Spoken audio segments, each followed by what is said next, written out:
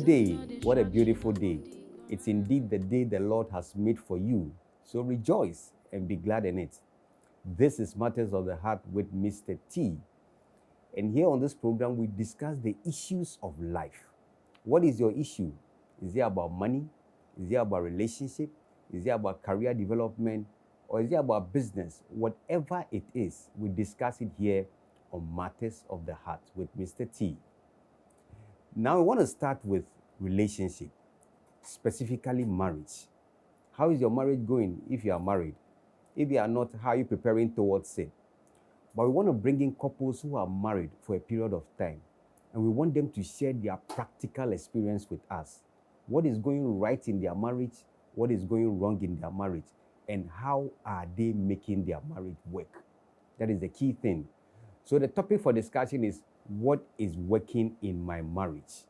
What is working in my marriage? And in this episode, you will see how couples are able to turn their weakness into strength. The problem is that probably somebody else is breaking up the marriage over. We'll see how they are turning it into a solution and a practical, positive energy in their marriage. And we have a couple for starters. You would love this couple by all standards. Beautiful couple, cute couple, lovely dressed couple. Let me introduce them to you. Mr. and Mrs. Olenu, please, you're welcome. Thank you. And you're welcome to Matters of the Heart with Mr. T. And we have here Mr. Alexander Ajete Olenu and the beautiful wife, the cutest wife I've seen so far, Victoria Ajete Olenu. Please, you're both welcome. Thank you. Let me say, you're nicely dressed. Black looks very beautiful on you. I hope you're not going for a funeral. No, we're actually mourning. You're actually mourning. Yes, I'm mourning one great woman in my life. Actually, she took care of me. She's actually my grandmother as well. So she took care of me from age 7 till the tertiary institution. But this weekend, we're burying her this weekend. So. What's her full name? She's Grace Fufu Olenu. Grace Fufu Olenu. Yes. May her soul rest in perfect Thank peace. you. And to all the family, we say that be strong. The Lord is with you. Thank you. Wonderful. If I may know, how long have you been married? We will not add that of the relationship. So 11 years. 11 years? Yes. Wow, what an experience. And if you add a courtship, it comes to? So we did that for 2 years, and then we got married. So 13 years. So 13 years. So the whole relationship experience is 13 years. Yes. I love that one. But let me ask Madam Drake, how has the 13 years experience be like? Before that, let me find out something. I know it's women's secret, but let me find that out. What made you say yes to him? I know you had lots of proposals ringing around you at that time. Yes. Tell me why you said yes to this. Okay, so when I met him, I had actually come out of a broken relationship, and I decided that I'm done. By then, I was well-to-do, let me say. I was independent. I was getting my salary. I was fine, so I don't need a man. But he came in and I realized he was quite different. He had this sense of responsibility. I heard, and from my experience from school, guys were lazy. So even he being a guy, I was doubting if he was truly a guy. He was very hardworking. So being God-fearing, responsible, and hardworking, and I realized he was giving me all the attention that I wanted. My God. I just fell for it, and I've not been disappointed, actually. Yes. Yes. So you were nurturing or brooding over a broken relationship, and he showed up to be your comfort. But we had both come out of. Oh, you also had a broken heart. Yes. Who would break your heart? Such a hard-working man. Hey, it's another story. It's a long story. A long story on its own. I'd also been in a relationship for 7 years. And I also had a broken heart. In fact, I hear it's not advisable to date that long, 7 years. It's not good. I mean, by 2-3 years, you should have made up your mind. Vic, am I right? Yes. By 2-3 years, you should have made up your mind. But you know, sometimes we are hopeful, we are in love, we are hopeful. For 7 years. PhD. PhD. And some of us, we don't know how to, even the proposal is very difficult. So once you propose to one person, you don't have the courage to go to the second person. I don't know whether that was your case. Yes. Mm. But what actually happened was that just after the relationship, the broken relationship, I was also schooling and I had to just go for my attachment. So the attachment was keeping my mind busy over the whole situation. But I got there and the attachment place, I got there and then I met Vicky and then the whole thing started again. So you met her whilst you were doing an attachment? Yes. Okay, and she was working there? Yes, at Rebo. A hotel? Yes.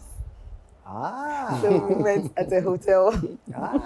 You were a staff. And he came to do an attachment. Yes. And that's where the connection started. Hey. I love that. And for those who do not know, Mr. Olenu is the #1 chef in the Western region. Oh yes, he's the #1 chef in the Western region. All companies in this region are seeking after him. Thank you. So I mean, no wonder your wife says that you work so hard. Because every meaningful company I know, let me not say meaningful, every well-noted company I know is with you. Thank you. Is working with you. So let me come back to how the two of you met. You said you met in a hotel, you liked her, you are from a broken relationship, she was also from a broken relationship, and then you connected. Was she also giving you that comfort? At first, it wasn't easy. It wasn't easy, but I actually frustrated her, if I can use the word. Yes, I really gave her a tough time. So it wasn't easy. When we had to go for break, I would monitor her, get to know the time that she's going for break. I also go for break at that time. So in the canteen, I'll make sure if she's sitting, I'll go and sit right in front of her. And I'll not eat, I'll just be staring at her. And the food will be downstairs. This is scary. It was that uncomfortable for her. And the calls, the music, I can even call her and then I'll just play music to her. Without saying anything? No. Really? Yes. I really loved it.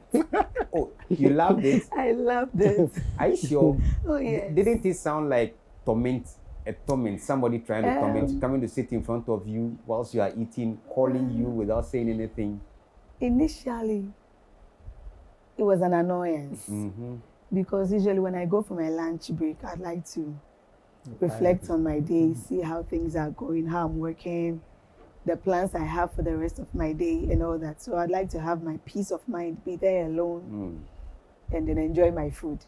Then you'll be just sitting in front of me, staring at me for what? Exactly. For what? For what? Is it for juju or something? So it wasn't that cool. But later, when I saw those things in him and I realized I liked him, I began to give him that chance. Right. So even though it was annoying, but I was enjoying it. At that time, you had read his mind. Yes. So you knew what was coming. Ms. Olenu, just tell me one thing. What did you like about her? I had always wanted a smart woman. My definition for smart is a woman who professionally, the way you talk, the way you dress. I'd wanted a woman who is into the corporate world. A lawyer, a doctor, the banker. Those were my tastes. That was what I was looking for. Now, I found myself in the hospitality industry and I was like, hey, you're always here. You spend your whole time in the hotel. So when are you going out to look for that doctor and with these people, it's not written on their face, but it's how they dress that tells. And she was a secretary in the hotel at the same time, the front office personnel. So she looked smart. So, and aside looking at that, meeting her, I realized that she was a God-fearing lady. The way she talks, the way she handles herself was okay for me. And she was a quiet type too. I was informed she was very professional when she was Very. working there. Very. Customer service, top notch, very respectful, and very cute. You didn't mention that one. Very, very cute. Very cute. Madam Vic, let me ask you, do you have kids? Honestly, you look like a 16-year-old girl who is yet to give birth. Let me find out, do you have kids? Yes, Mr. T. Oh. We are blessed with 3 beautiful kids. Wow. Yes. We have 2 girls and a boy. Yes, he just turned 2. So yes, I'm a born 3 virgin, like they say. Born 3 virgin indeed. You don't look like it. Is there a secret? How are you able to maintain your shape? Is there something we can learn from you? Mr. T, I've not been doing anything extraordinary. It's just work, home, church, and combining this together. It's my gym. So. Oh, your gym. And peace of mind. A peace of mind. Exactly. I give her a lot you of give peace. a peace of mind. Thank you. That is very true. I close from work and I know I'm coming back home from all the chaos, from all the distractions. I'm coming back to find peace, to find comfort. So that alone. That is beautiful. It's okay for me. That is beautiful. Yes, I don't do anything. We don't do any magic. It's nothing. So you understand yourselves. Yes, exactly. And you connect naturally. It looks too beautiful. Do you have problems in your marriage? Challenges? Let me put it that way. Do you have challenges in your marriage? Or let me say, what has been the biggest challenge that the 2 of you have faced? I think that had to be with childbirth. Tell me about I it. think it has to be with childbirth because after marriage, it actually took us 4 to 5 years. Yes. Before she got pregnant? Yes, before she got pregnant. And this story, it's something else. 5 years is a long time, and I can imagine the pressure on you. I would like Madam Faith to tell her part first. I'm sure everybody will be giving up on you, especially relatives, in-laws, maybe friends and things. Well, at a point, yes. Initially, I was schooling, so we were just pushing the focus on school. Let me just finish with my schooling. And then, they were actually not coming directly to me. They were coming through my mom, my husband, and then my mom would be like, hey, what is happening? What is happening? People are saying that my daddy used to be a pastor before he passed on. So, so funaba, the simple abortion now, on we, and I'm like, they should take me to places where I went to do that, those abortions. So it was challenging. But what kept me focused was music. I love singing. So most of the time, right from work, I'll go for rehearsals. I was with Fusion by then, and then with Praise Team, and then with the children's department. So it kept me focused. Right from work, I'll go to church. I'll come back late and tired. So I just sleep and then nothing to think about. But you get pressure from friends, from society. Your mommy is alive. Hurry up and give birth so that she can take care of the kids. Yes, they'll tell me. And I used to wear heels a lot.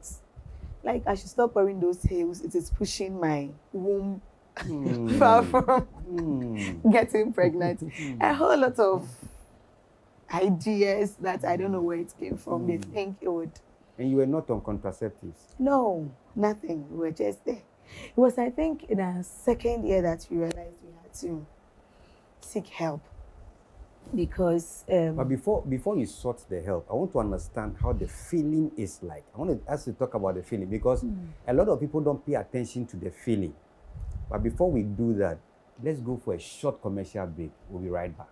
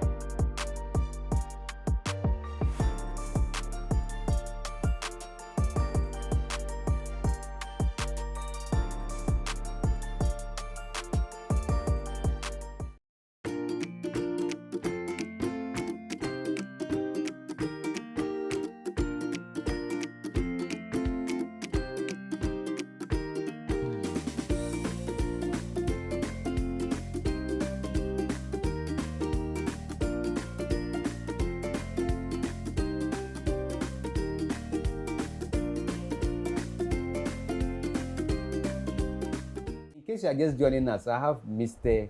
Alexander Ajete Olenu and the beautiful wife, Mrs. Victoria Ajete Olenu, and we are talking about their experience in marriage. What is working in my marriage? Let's continue the story. Madam Vic, I want us to talk about the feeling. It's something undescribable for a woman not giving birth and society not sympathizing or empathizing with them, but they rather judge them and they tell them straight to their face. Like some of the things you were saying, you've done abort because of abortion, that's why you're not giving birth. What are some of the things they were saying? Your high heel, stop wearing high heel. And nobody is actually empathizing with you. Oh no. How is the feeling like? Well, if I should say, they didn't get to me. Really? Oh yes. Between my husband and I, we were fine. We were communicating. We were not in a rush. So if I come home and he's okay, whatever they are saying outside really does not get to me. It was only, I think, in the 3rd year when my period had delayed for some time and it was closer to my birthday. So I was thinking maybe God was coming to surprise me. That's right.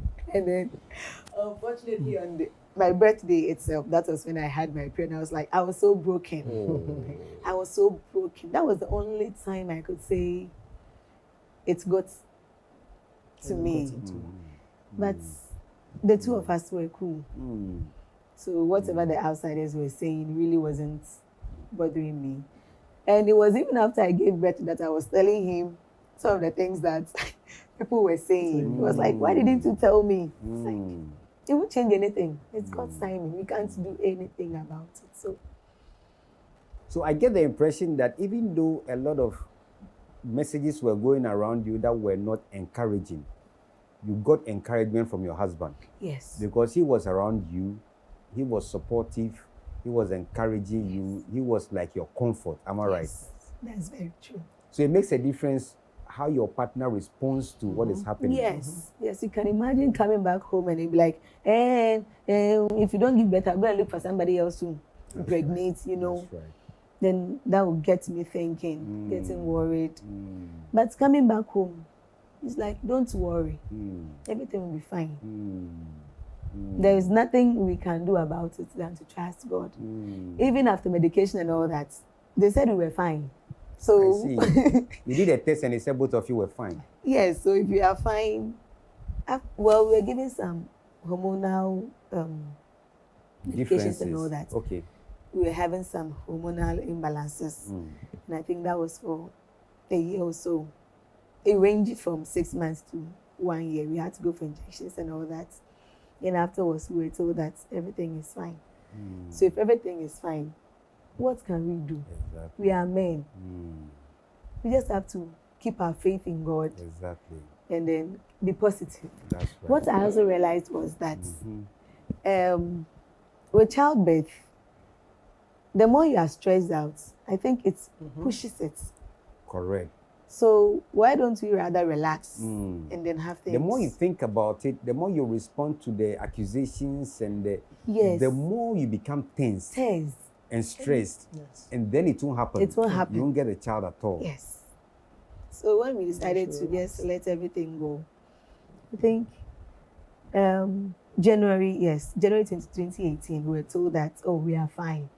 And I was actually praying to God for a new job. Because even at the workplace, if you fall sick, and you're expecting the little one, the slightest headache, is baby coming, you know. So I was just praying for a new job. I had stopped praying about having kids.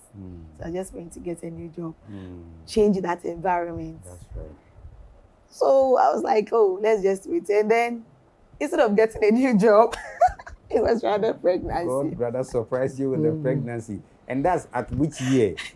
That was in 2018. And you got married? 2014. So 4 years. 4 years after the marriage. Yes. You call it on the same year delivery. Because I got pregnant that year, March 2018.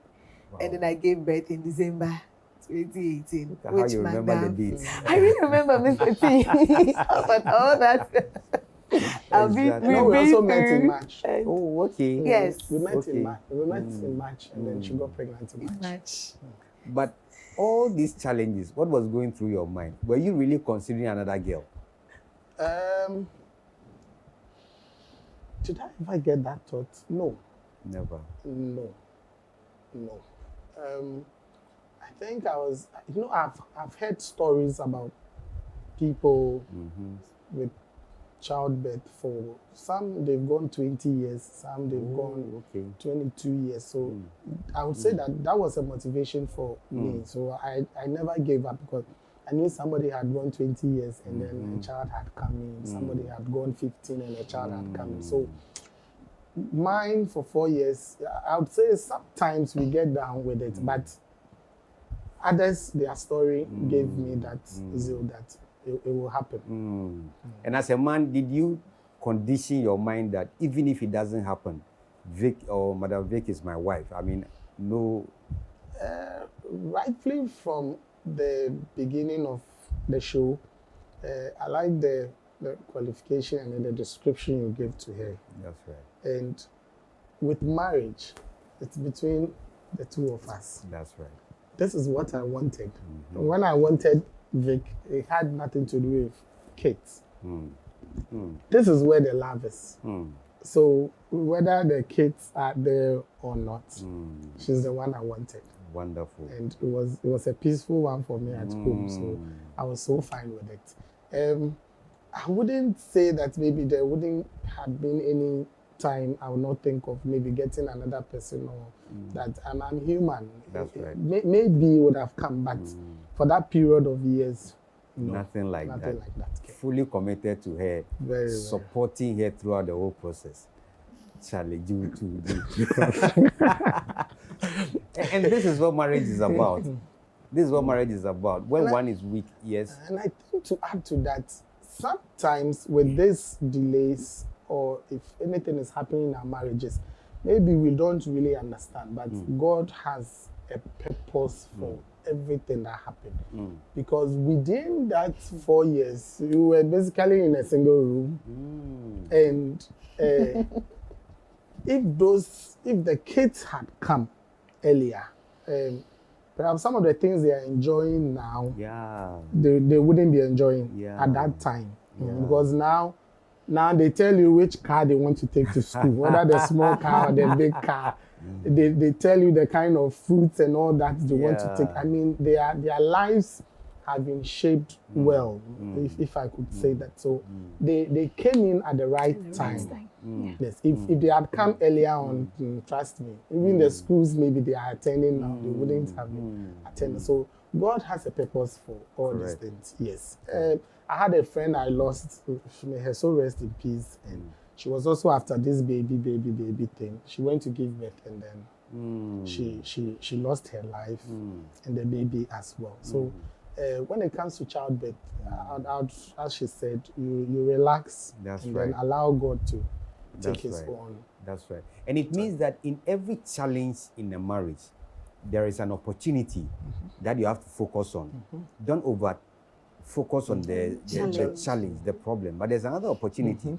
Because while the challenge is there, there are opportunities also that you can focus on it to enhance your life, develop something. And then in the process of that development, the child will come. And the child will come and meet a better you or a better couple. That's very true. Yeah. And I want to also chip in this because you said something. We marry our partners, not the children who are not born. And we have to understand, I love that point you made. They are not the project. They are not the project. This is the project. This is the project. Yes, because the children, they will grow up and go. So the project will stay with you for life. If you don't choose the right project, you struggle. Finally, what is your advice, Madam Vic, for women in general, especially those who are struggling with fruit of the womb? You have gone through that experience. What is your advice to such couple? Well, I would tell them to just be patient with themselves. They should choose themselves over and over again than choosing what they hear. Correct. They should not be harsh on themselves. You know, the voices you'll be hearing outside will be confusing, will be depressing, will be shutting you down. But know that you can't do anything about it, unless, of course, there's a medical condition that you are working at. And communication, that should be the stronghold. At the end of the day, you're coming back to your partner. So you talk it out. And like I said, so far as you two are fine, I don't think what somebody will say outside should bother you. You should just trust in God. That's right. Be patient with yourself. That's right. Communicate with your partner. That's right. I think everything will fall in place. Everything will definitely fall in place. I don't know whether you have a word to add. I'd say that, I think childbirth is not just you being pregnant and then having your own child. That makes you fulfill your dreams or the purpose of the marriage. As I told you earlier from the beginning of this, I was adopted by my own grandma from my parents. And I would say that I never regretted. She never also regretted. It was a very beautiful moment with her. And being with her, she trained me. And I think with some of the trainings and even the love she gave me, my biological parents wouldn't have even given me. That I'm sure of. So if childbirth is an issue and it has to do with maybe, as she said earlier, on health issues, and you are still battling with it, just feel free and relax. If still it doesn't come, there are so many ways of getting a child if you want it. There are so many ways of getting it. I mean, the genuine ways you can adopt one. I was adopted by my grandma. That's true. And I was taken care of beautifully. You can also adopt one. And then you are fine to go. You don't owe anybody any explanation whether the child looks like you or the child is fair or that has got nothing to do with the person. Whatever they want to say, they can say. But I know God's time is the best. If you've tried and it's not working, you can adopt. There are lots of children around. You can adopt them and then you'll be fine. Wonderful advice. I know a man who died. He had children and he adopted some. When he died, those who buried him and did the real show were the adopted children. You've been listening to Mr. Alexander Adjetey Olenu and the beautiful wife, Mrs. Victoria Adjetey Olenu. And they've shared their story. Haven't you learned something? We will come back and discuss it. Thank you very much. Enjoy your day.